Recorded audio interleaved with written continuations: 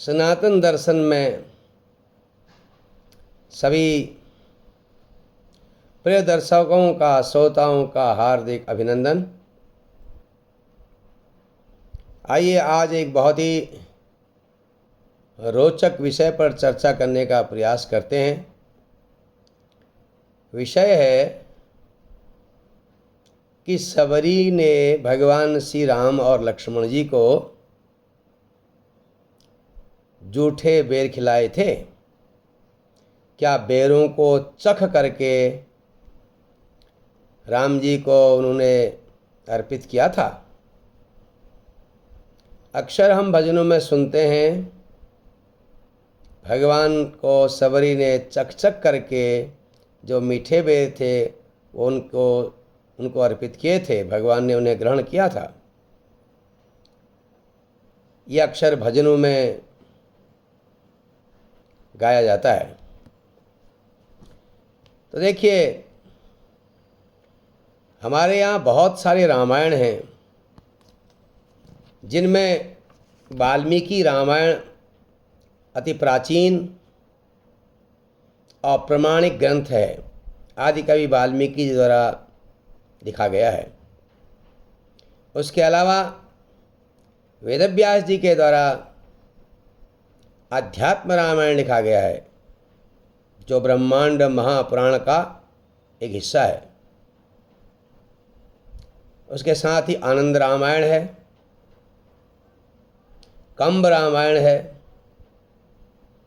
और कृतिवास रामायण है, रंगनाथ रामायण है, मंजुल रामायण है।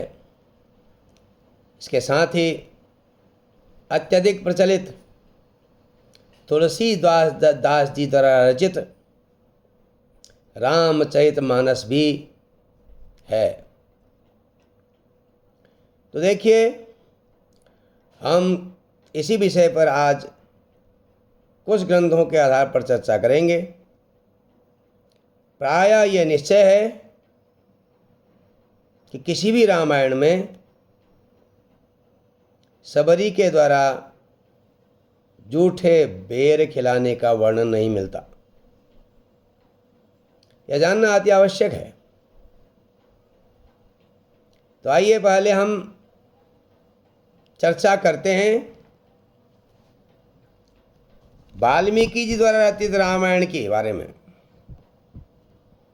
वाल्मीकि रामायण में वर्णन आता है कि जब भगवान श्री रामचंद्र जी मारीच का उद्धार करके लौटे और लक्ष्मण उनके पास पहुंच गए थे, फिर लक्ष्मण को साथ लेकर के अपने आश्रम में वह पहुँचे पंचवटी में। सीता जी के वहाँ न होने से वो अत्यधिक चिंतित दिखाई दिए और उनकी खोज करते हुए उन्हें पहले जटायु मिले और जटायु ने सारी कथा बताई कि किस प्रकार से रावण के साथ उनका युद्ध हुआ और रावण सीता जी का हरण करके ले गया। तो जटायु को उन्होंने अपनी गोद में रखा। भगवान श्री राम जी की गोद में ही जटायु ने अपने प्राण त्याग दिए। भगवान श्री रामचंद्र जी ने लक्ष्मण के साथ जटायु को तिलांजलि आदि दे करके उनका संस्कार करके, दाह संस्कार आदि करके आगे बढ़े। आगे बढ़ने के बाद भगवान राम और लक्ष्मण को कबंध नाम का दैत्य मिलता है, जो ऋषियों के श्राप से एक दैत्य हो गया था। भगवान राम जी ने लक्ष्मण के साथ उसकी विशाल भुजाएं जो अच्छी तलवार से काट दी और उस कबंध ने भगवान से परिचय पूछा और उसके बाद उसने भगवान राम जी से कहा कि आप मेरे को गड्ढे में डालकर करके चिता बनाइए, गड्ढे में चिता बनाइए मेरे लिए और मेरा दाह संस्कार कर दीजिए। जब मेरा दिव्य रूप प्रकट होगा तभी मैं आपको सीता जी के बारे में कुछ कहने की सामर्थ्य रखूँगा। अभी मेरा राक्षस शरीर है जिसमें इतनी समझ नहीं है, मेरी बुद्धि मलिन है। तो भगवान राम जी ने लक्ष्मण जी को आज्ञा दी। उन्होंने उनकी चिता लगाई और चिता में जब उनका दाह संस्कार हुआ तो वह दिव्य पुरुष के रूप में प्रकट हुए और कबंध ने भगवान राम जी को कहा कि आप ऋषिमुख पर्वत में जाइए, मार्ग में पंपा सरोवर है, और मतंग वन है, जिस वन में जो है मतंग ऋषि की परिचारिकाएं रहती हैं और उनमें सबरी प्रमुख है। आप सबरी से मिलते हुए आगे ऋषिमुख पर्वत में वानरराज सुग्रीव जी के पास जाइए। तो कबंध के बताए हुए रास्ते के अनुसार भगवान श्री राम और लक्ष्मण जो थे आगे बढ़े, और आगे जब पहुंचते हैं तो आगे जो है जैसा कबंध ने कहा था कि बहुत ही दिव्य व पंपा सरोवर है, जिसके पास में ही मतंग वन है, मतंग ऋषि का आश्रम है। सज्जनों, भ्रमण करते हुए चलते हुए पश्चिम की तरह तौ पुष्करिण्याः पंपाया तीरमासाद्य पश्चिमम् अपश्यतां ततस्तत्र सबर्यारम्यमाश्रमम्। पंपा नामक जो पुष्करिणी है, पुष्करिणी का मतलब छोटा सरोवर है, तो उसके पश्चिम तट पर पहुंचकर दोनों भाइयों ने सबरिया रम्यम आश्रमम अपश्यताम, सबरी के सुंदर आश्रम को देखा। और सबरी ने भगवान रामचंद्र जी को देखकर वह भाव विभोर हो गई और पाद्य आचमन, उसने उनके चरण धोए, चरण पखारे, उनको आचमन कराया और विधिवत जो था अर्घ्य दिया और भगवान को विभिन्न प्रकार की सामग्रियां अर्पित की। इस प्रकार सबरी ने विधिवत भगवान राम जी का सत्कार किया। भगवान राम जी से उनकी वार्ता हुई। उनने पूछा, हे तपोधने, कचित्ते निर्जिता विघ्नाः कचित्ते वर्धते तपः कचित्ते नियतः कोप आहारश्च तपोधने। हे तपस्विनी, हे सबरी, क्या तुमने इस वन में तपस्या करते हुए सारे विघ्नों में विजय प्राप्त कर ली है? क्या तुम्हारी तपस्या में प्रगति हो रही है? कचित्ते वर्तते तपः, तुम्हारा तप बढ़ रहा है? क्या तुमने नियतक कोपः, तुमने क्रोध को क्या बस में कर लिया है? आहारश्च तपोधने, तुमने आहार में भी क्या संयम कर लिया है?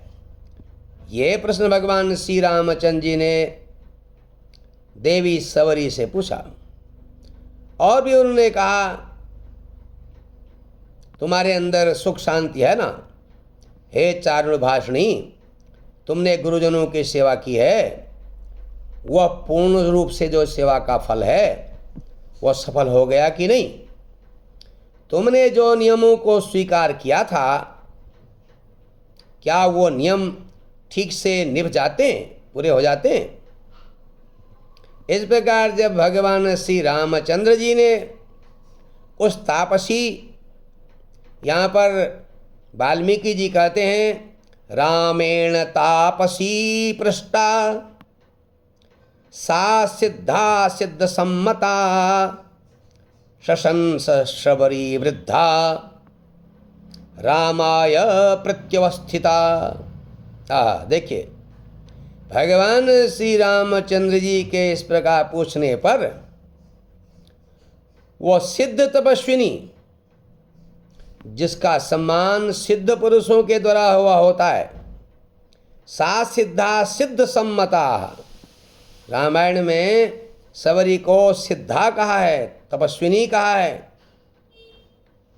वह बूढ़ी सबरी भगवान राम जी के सामने खड़ी हो गई और उन्होंने कहा, अद्य प्राप्ता तपस्सिद्धि,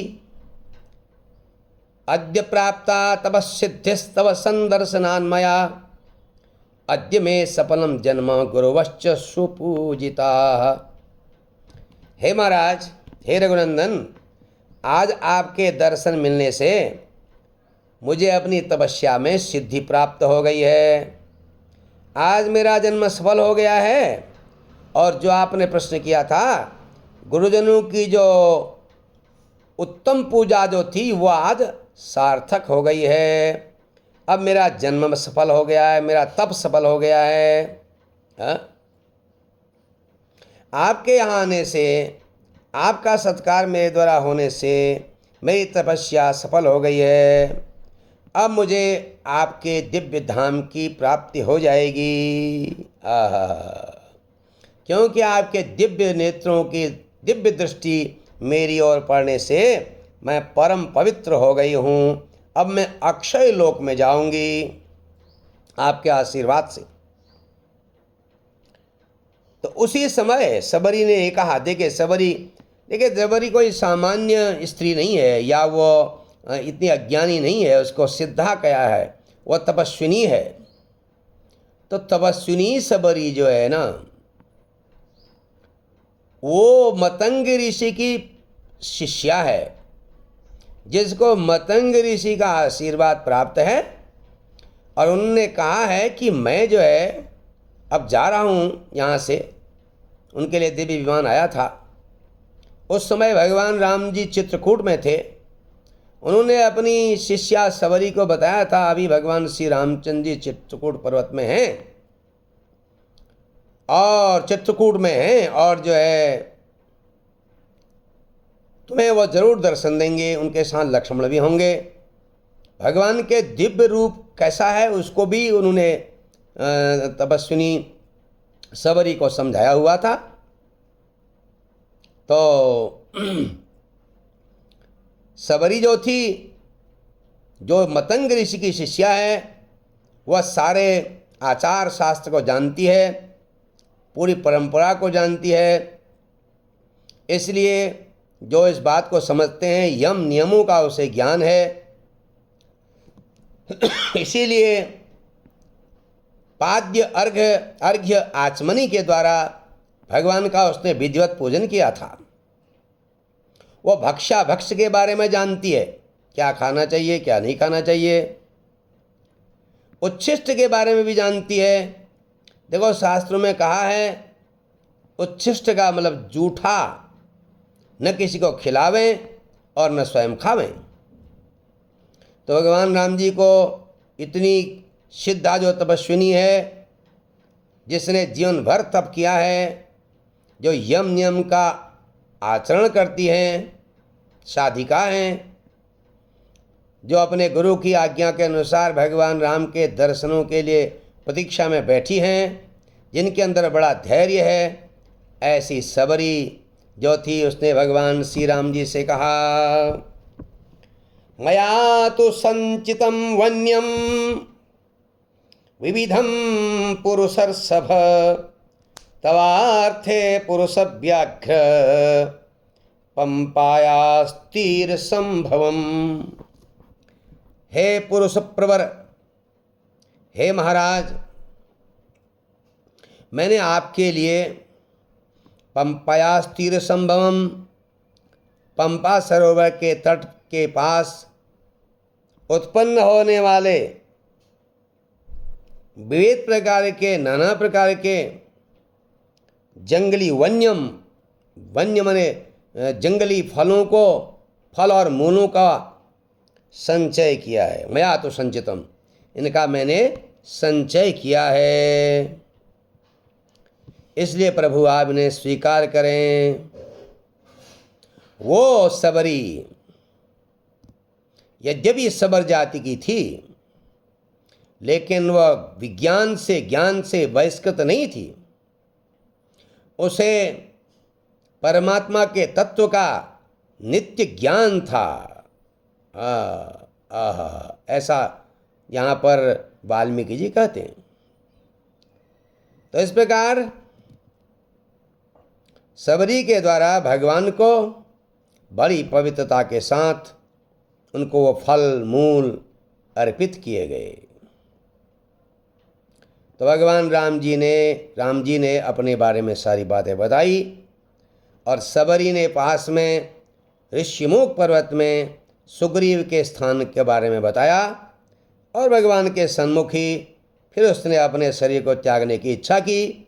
भगवान ने उनको परम आशीर्वाद दिया और सबरी तृप्त हो गई, उसे परम धाम प्राप्त हो गया।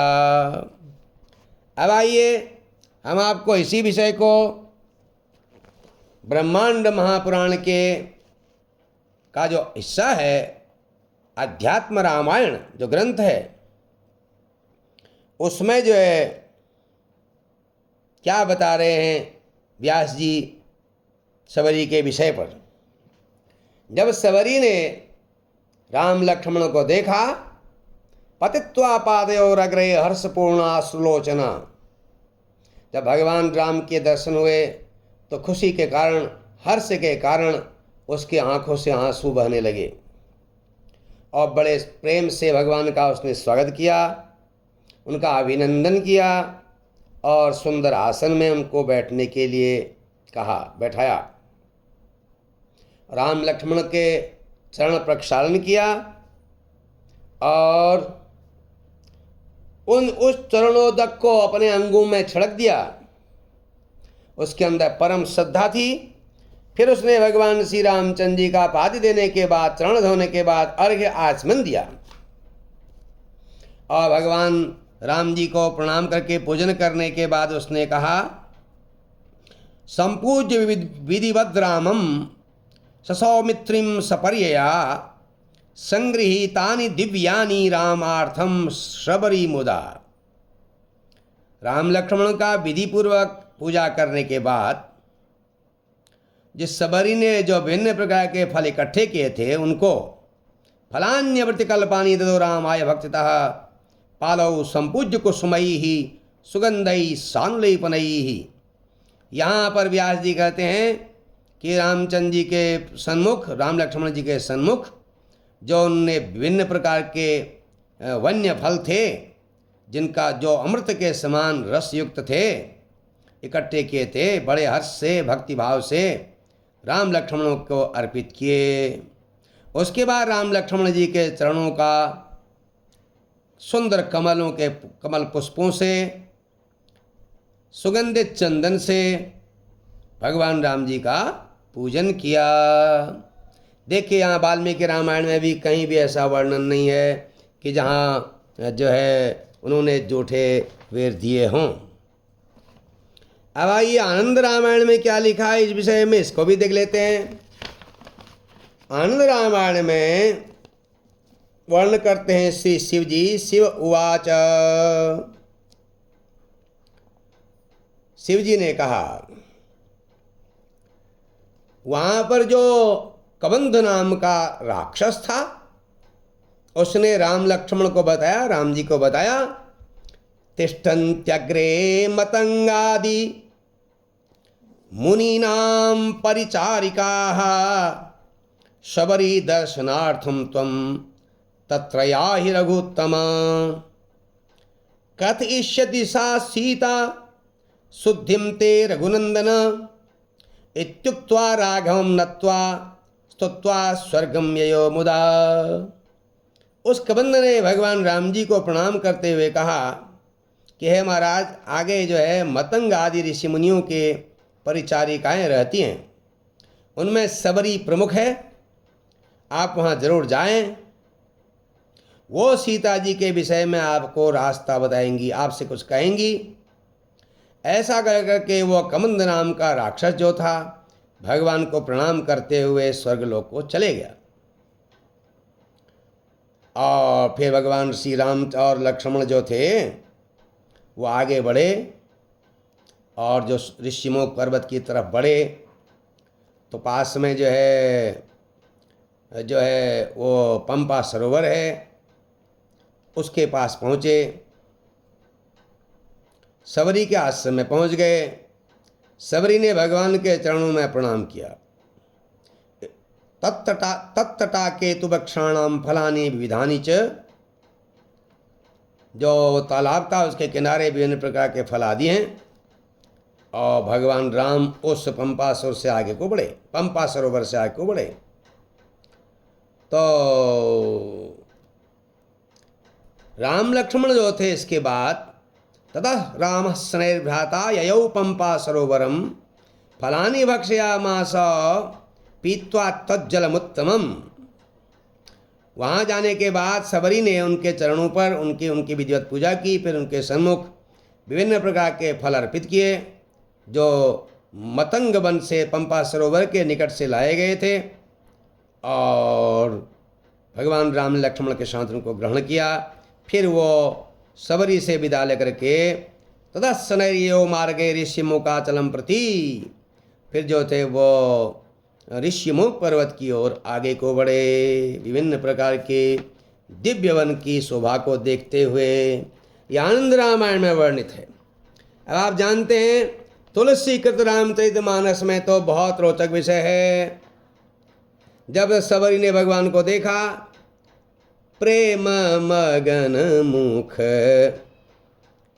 बचन न आवा, पुनि पुनि पद सरोज सिर नावा।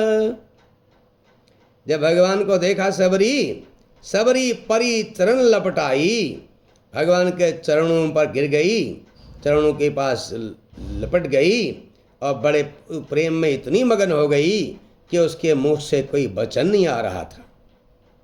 बार बार भगवान के चरण कमलों में वह सिर रख रही थी और प्रेम से सादर जल लई चरण पखारे, पुनि सुंदर आसन बैठारे।